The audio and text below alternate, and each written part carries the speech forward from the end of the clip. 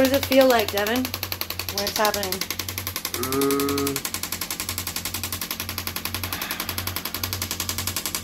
It feels like somebody's tapping really, really deep. Okay, so like it feels like somebody's tapping on your bones, but without like having to push hard through like your meat, like to get there. It's like it's accessing a much deeper spot than it should.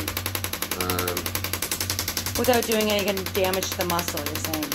Yeah, far less. Like to achieve this depth of massage manually would be extremely painful. Like I feel like this is able to reach much deeper, and I don't know, I just feel like it shakes it in a different way so that the live tissue is able to rebound from it without really being damaged, whereas the stuff that's less flexible really just takes a beating right away, and I feel like it breaks it off, and I don't want that stuff anyways, right? I want the movement, I want the fluidity, so it's just taking out the garbage, just blasting it away.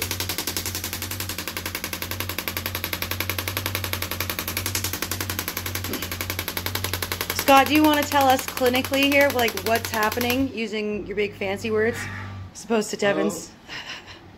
In short strokes, it's regenerating the tissue, and it does break down calcification and increases blood flow. So I was explaining to Devon earlier that the thing about an intermittent pulse is that the nervous system doesn't perceive it as a progressively intrusive treatment. So if I were to go in there with my hands deep, you're only going to get so far before you start to pull back, right?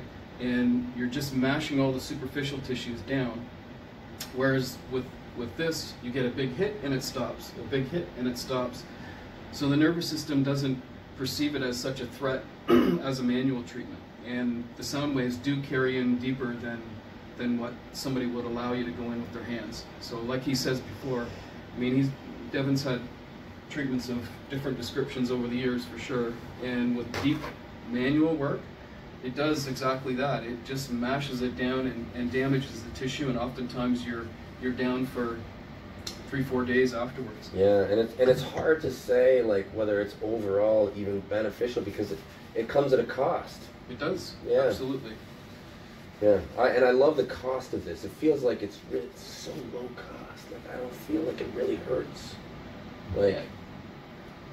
So in short strokes, that's what it's all about. And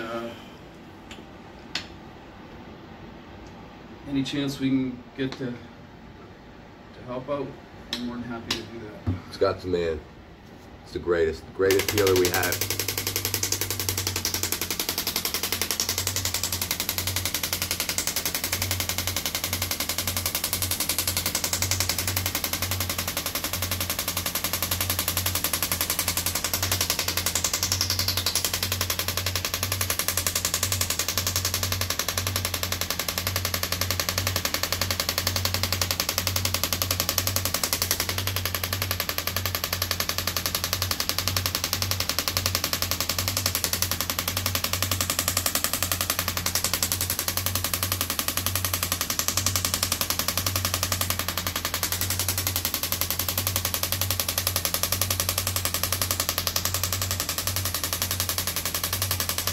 Does it ever hurt? Like, does it ever feel like it's a bit too much? Every once in a while, we'll hit on a spot where I really feel it. This is all really good right now, like nothing really sharp at all. Sometimes I'll wince a little bit, and Scott can see it, and he lays off it a little bit. I feel like it hurts sometimes more around the joints.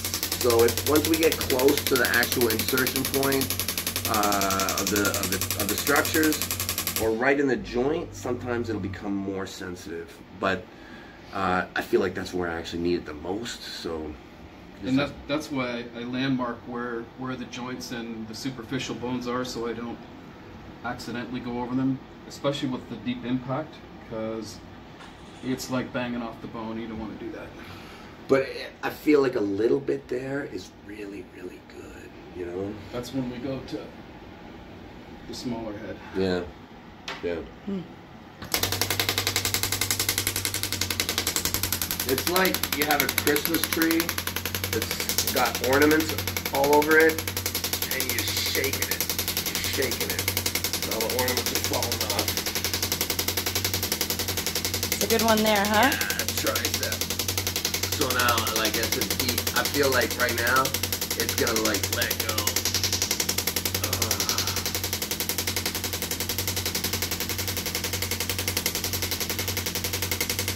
And you can see those muscles facilitate jumping around like that.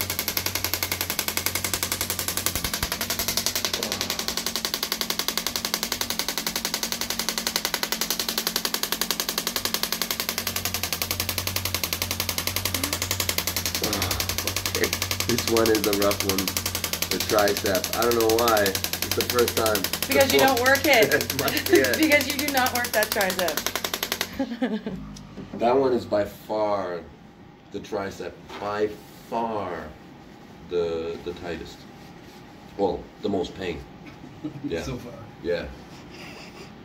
Isn't that weird? I would have thought that one was not going to be that bad. Need a little more balance, Devon. Just a little more balance, Mr. Specialization. So, how many people have actually had Devon like this, going like this, and nothing's happening? I'm so privileged. Yeah. It's good. Alright, so we're gonna bring that tricep up, sit forward a little bit. I need to go up like this. Like this? Okay.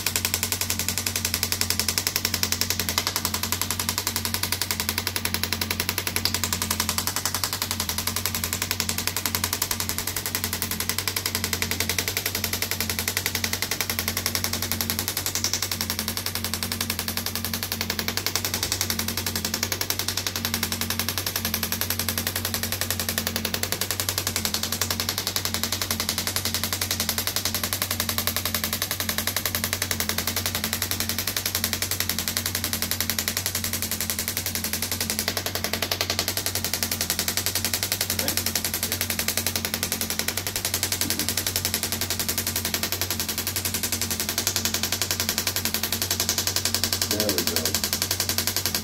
Now it's letting go.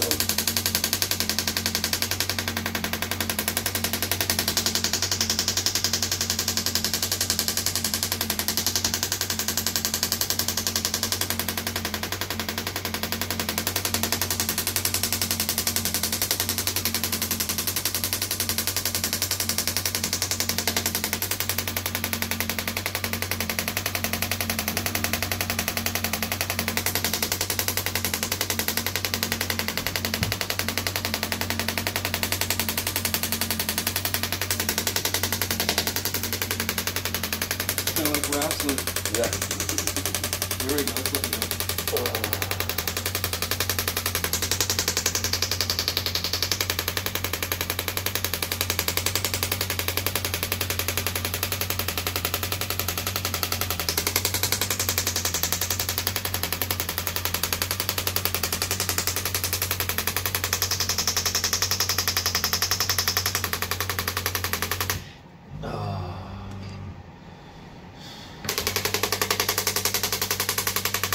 You're not out of there yet, Dev.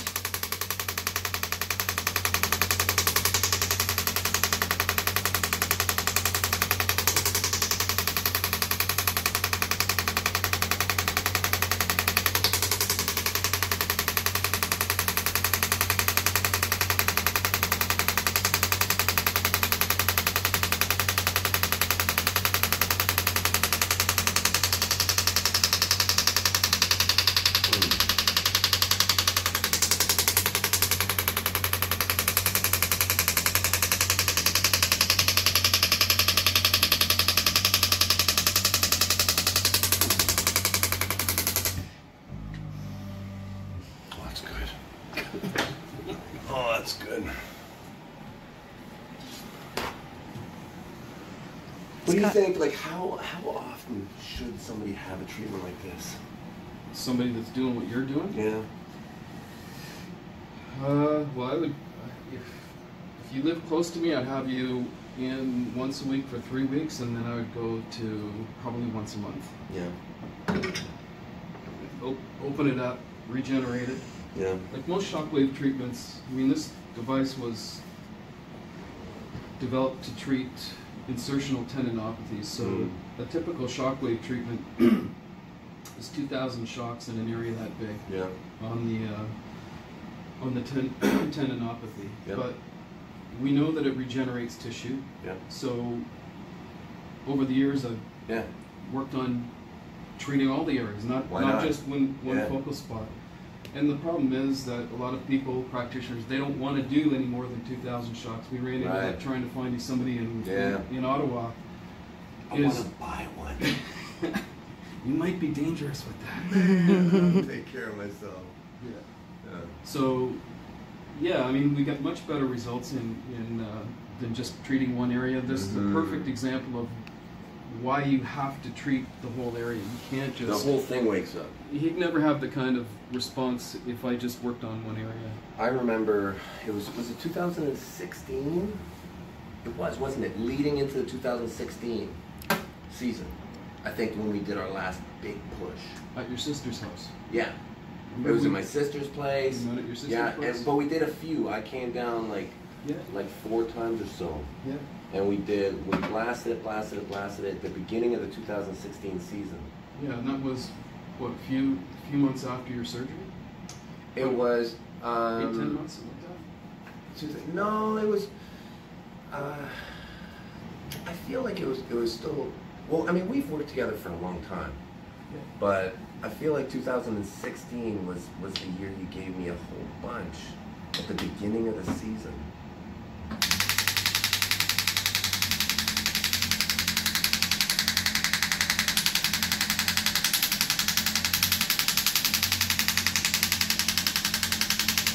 Yeah, that's way more gentle, just smaller head.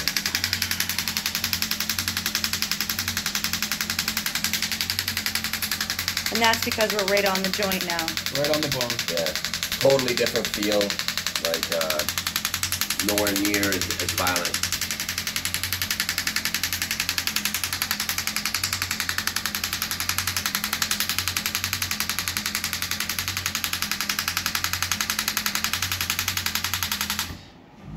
So I was saying to Devon earlier, most times when we're working on bony areas, I was talking about his hand, we're down at 1.8 bar pressure. Devon's not the normal guy, so we up it to his tolerance. So whatever you can tolerate and get away with, that's the energy level I'm going to use.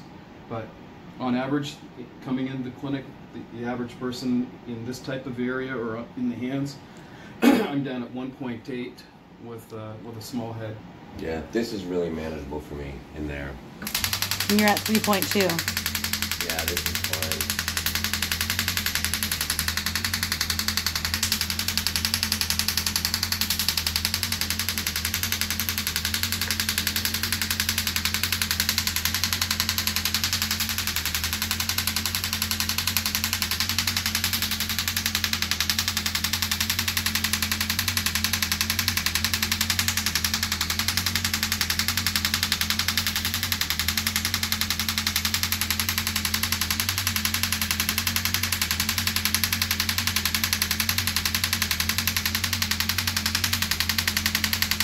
Scott, you have to teach me how to do this to other people sometimes. Like, one of the things I have to do is I have to learn how to do this and do this to other people. It's such a great thing. Okay, well, I'll be your first because I got this bicep. Yeah, you let me do it. You teach me, I'll do my very best for you.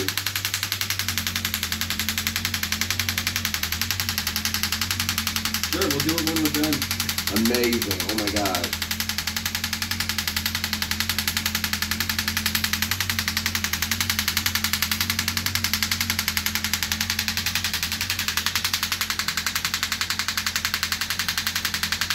This is the contortionist part of our program.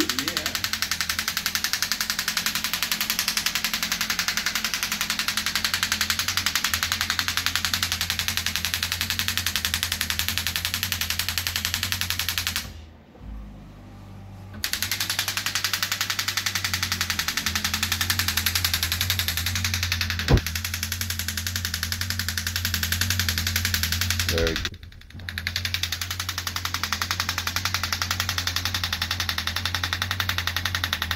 Reminds me of some of the work you were having done last night.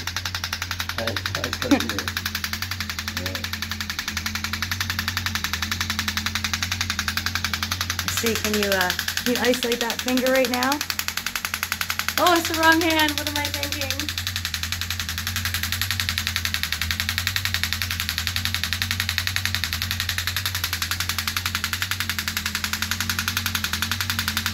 I was looking at it from the camera view, so I was, flipped. We'll just go with that.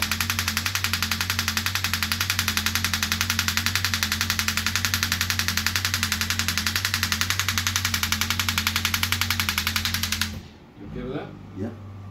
Yep. Yeah, the toughest by far has been the tricep.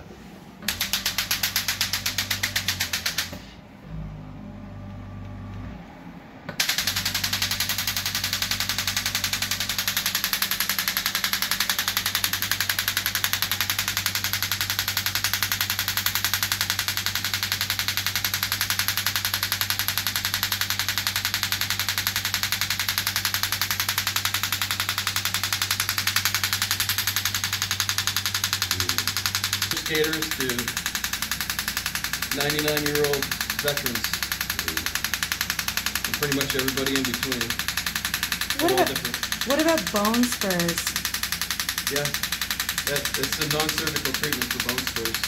Tom Boyden has a bone spur in his hip that's In the region, and get them to... That's my feet.